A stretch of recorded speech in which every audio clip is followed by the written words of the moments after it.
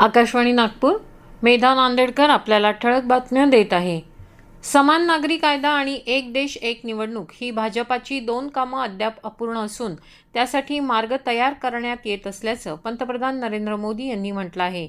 ते आज भाजपाच्या 47व्या स्थापना दिनानिमित्त भाजपा कार्यकर्त्यांना दूरदृश्य प्रणालीच्या माध्यमातून संबोधित करत होते.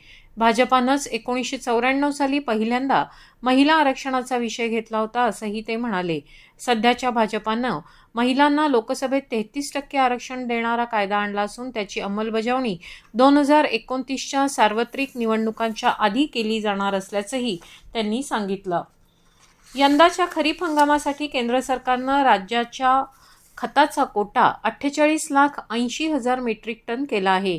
एकूण कोट्यापैकी सुमारे 52% खतं राज्यात उपलब्ध आहेत आणि येत्या 2 महिन्यात आणखी बफर साठा निर्माण करण्याचे प्रयत्न आहेत, अशी माहिती राज्याचे कृषी संचालक सुनील बोरकर यांनी दिली.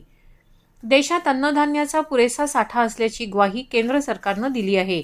देशात डाळींचं उत्पादन गेल्या वर्षीपेक्षा जास्त झालं आहे.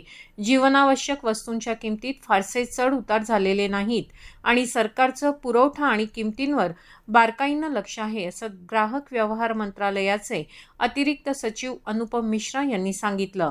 तसंच खाद्यतेलाचा साठाही पुरेसा असून खाद्यतेलाची आयात नेहमीप्रमाणे सुरळीत आहे. नागपूर शहरातून अपहरण झालेल्या एका 14 वर्षीय मुलाचा मृतदेह आढळून आला आहे. हनुमान जयंतीच्या रॅलीदरम्यान तो गिट्टीखदान पोलीस ठाण्याच्या हद्दीतून बेपत्ता झाला होता. त्याच्या हत्येप्रकरणी पोलिसांनी तिघांना अटक केली आहे.